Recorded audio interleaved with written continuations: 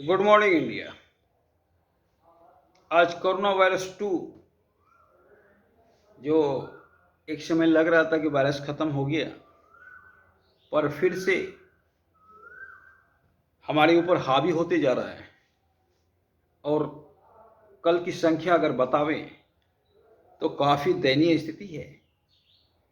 हम वर्ल्ड में दूसरा स्थान पे हैं। 1,60,000 कल का आंकड़ा है। 24 घंटे में पॉजिटिव पाया गया और ये आंकड़ा काफ़ी चिंताजनक है। अगर इस समय रहते इस पे काबू ना पाया गया तो ये विकराल रूप अख्तियार कर सकता है। और जब विकराल रूप अख्तियार कर लेगा, भारत जैसे देश के लिए इससे निपटना बहुत मुश्किल हो जाएगा, क्योंकि मेरे पास वेंटिलेटर की संख्या 2 लाख के करीब है। जनसंख्या की दृष्टि से मेरे पास डॉक्टर की भी कमी है, हॉस्पिटल की भी कमी है।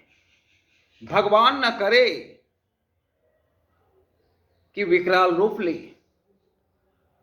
क्योंकि विकराल रूप लेने के बाद संभालना मेरे बस की बात नहीं रह जाएगी। और इसके लिए कुछ स्वयं से बचाव का तरीका है जो हम बच सकते हैं। हम पहले की तरह 3 फीट की दूरी मेंटेन करें, कहीं भी जाएं तो मास्क पहन के जाएं, और घर आते ही पूरा कपड़ा चेंज करें, और गर्म पानी का सेवन बराबर करें, और अदरक वाली चाय या तुलसी के पत्ते वाली काढ़ा पिए, ताकि अगर हमें कोरोना हुआ भी है और गले में है तो वो पेट में चला जाएगा, और पेट में चला जाने के बाद स्वतः खत्म हो जाएगा। कोरोना किसी भी स्थिति में फेफड़े तक नहीं जाना चाहिए। जब फेफड़े तक जाता है तब बात बिगड़ जाता है, तब रोगी सीरियस हो जाता है। तो हर आदमी को कोशिश करना चाहिए कि फेफड़े तक कोरोना ना जाए। और एक अभी का जो कोरोना आया है घातक इसलिए है कि पहले का कोरोना 7 दिन बाद फेफड़े तक पहुंचता था, लेकिन अभी का कोरोना 3 दिन में फेफड़े तक पहुंच जाता है।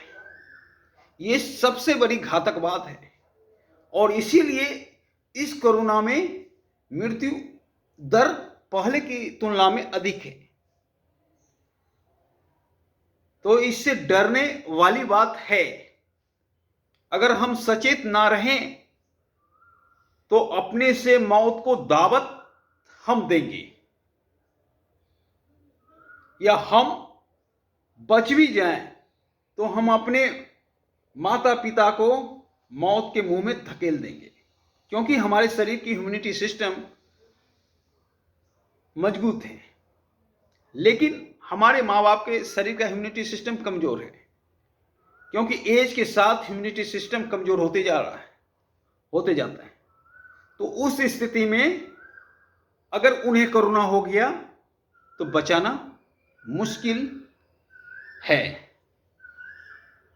तो अगर किसी भाई बहन को कोरोना हो भी गया तो घबराने वाली कोई बात नहीं है। आप घर में भी क्वारंटीन कर सकते हैं, आप घर में भी दवा ले सकते हैं, आप घर में भी काढ़ा वगैरह लेकर ठीक कर सकते हैं। पर जहां डर हावी हुआ वहां इम्यूनिटी सिस्टम और कमजोर हो जाएगा, और जब इम्यूनिटी सिस्टम कमजोर हो जाएगा तो कोरोना और हावी हो जाएगा।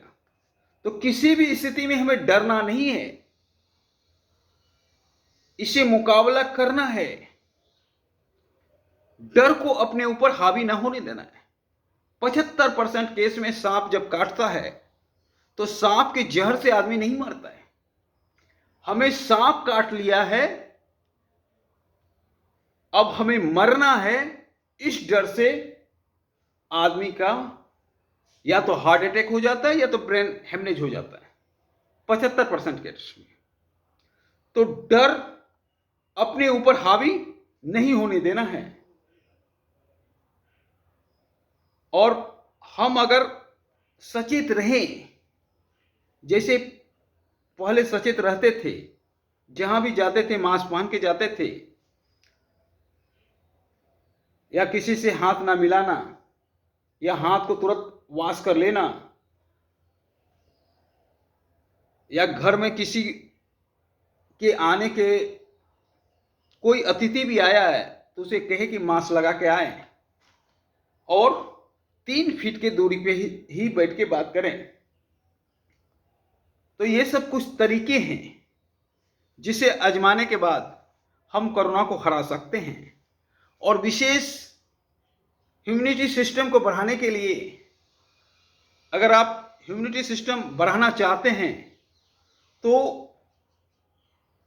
दूध में 2 कली लहसुन का उबाल कर पिए, इससे आपकी इम्यूनिटी सिस्टम बढ़ेगी। और जब इम्यूनिटी सिस्टम बढ़ेगी, रोग प्रतिरोधक क्षमता बढ़ेगी, तो कोरोना खुद हार जाएगा। तो ये कुछ तरीके हैं जिससे अपनाकर कोरोना को हम हरा सकते हैं। सावधानी हटी, दुर्घटना घटी। अगर इस समय हम थोड़ा सा भी, इंडिया थोड़ा सा भी इस समय गलती करता है तो ये विकराल रूप ले सकता है। और जब ये विकराल रूप ले लेगा तो संभालना किसी की बस की बात नहीं है, क्योंकि इंडिया का जनसंख्या वर्ल्ड में दूसरे नंबर पर है।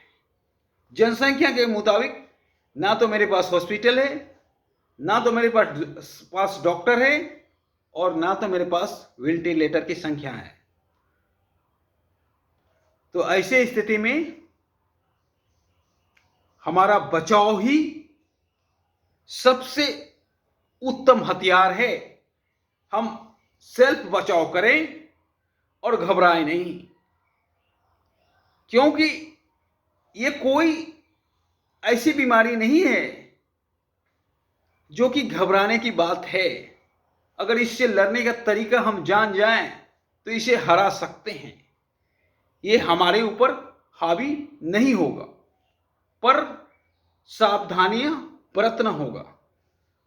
कल सरकार ने कुछ निर्णय लिए हैं जो कि काफी अच्छा निर्णय है।